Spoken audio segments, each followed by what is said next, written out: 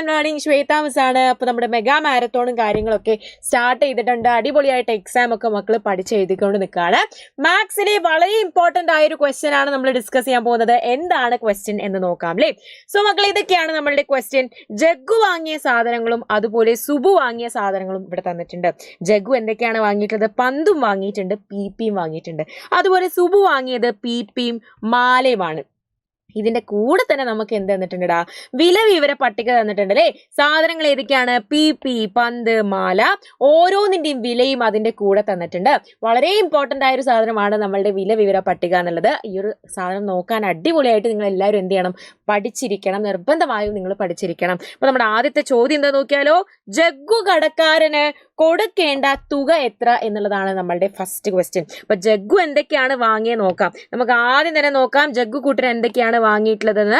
അതെ, പന്താണ് ജഗ്ഗു ആദ്യം വാങ്ങിയത് അല്ലെ.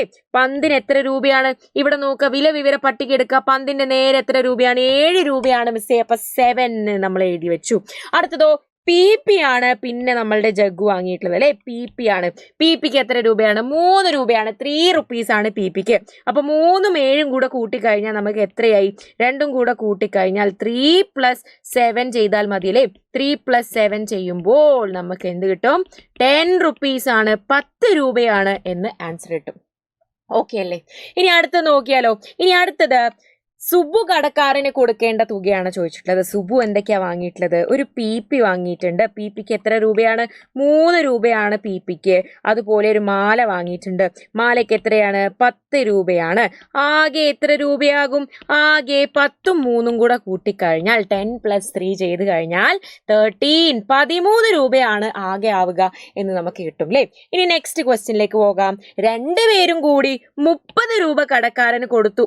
ബാക്കി കിട്ടുമോ? കിട്ടുകയാണെങ്കിൽ തന്നെ എത്ര കിട്ടും എന്നുള്ളതാണ് നമ്മളുടെ ചോദ്യം അല്ലേ. രണ്ടുപേരും കൂടെ എന്താ ചെയ്തത്? 30 രൂപ നമ്മുടെ കടക്കാരന് കൊടുത്തു. ബാക്കി കിട്ടുമോ എത്ര എന്നാണ് ചോദ്യം. സോ ആദ്യം തന്നെ നമുക്കറിയാം നമ്മുടെ ജഗ്ഗു കൊടുത്തത് എത്രയാണ്? 10 രൂപയാണ് ജഗ്ഗുവിന് ആകെ ആയത്. 10 rupees ആണ്. അതുപോലെ സുബുവിനായതോ 13 രൂപയാണ്. രണ്ടും കൂടെ കൂട്ടിക്കഴിഞ്ഞാൽ എത്രയായി? 0ഉം 3ഉം കൂടെ കൂട്ടിക്കഴിഞ്ഞാൽ 3, 1ഉം കൂടെ കൂട്ടിയാൽ 2, 23 രൂപ. കടക്കാരന് കൊടുത്തത് എത്രയാണ്? 30 രൂപയാണ് മിസ്സേ. 30ൽ നിന്ന് 23 കുറച്ച് കഴിഞ്ഞാൽ ബാക്കി എത്ര കിട്ടും എന്ന് മനസ്സിലാകും അല്ലേ. ബാക്കി എത്ര കിട്ടും മനസ്സിലാകും. 0ൽ നിന്ന് 3 പോകില്ല. അപ്പൊ അതെന്താകും? 10 ആയി മാറും. ഇവിടെ 2 ആകും അല്ലേ. 10 - 3 എന്ന് പറയുന്നത് 7 ആണ്. സോ 7 രൂപയാണ് ബാക്കി കിട്ടുക എന്നുള്ള കാര്യം നമുക്ക് മനസ്സിലാകും. അപ്പൊ ഇത്രയും കാര്യങ്ങളാണ് നമുക്ക് ഇന്നത്തെ ഈ ഒരു വീഡിയോയിൽ ഡിസ്കസ് ചെയ്യാനുള്ളത്. നെക്സ്റ്റ് വീഡിയോ ആയിട്ട് മിസ് വീണ്ടും വരുന്നതായിരിക്കും. അതുവരേക്കും ബൈ.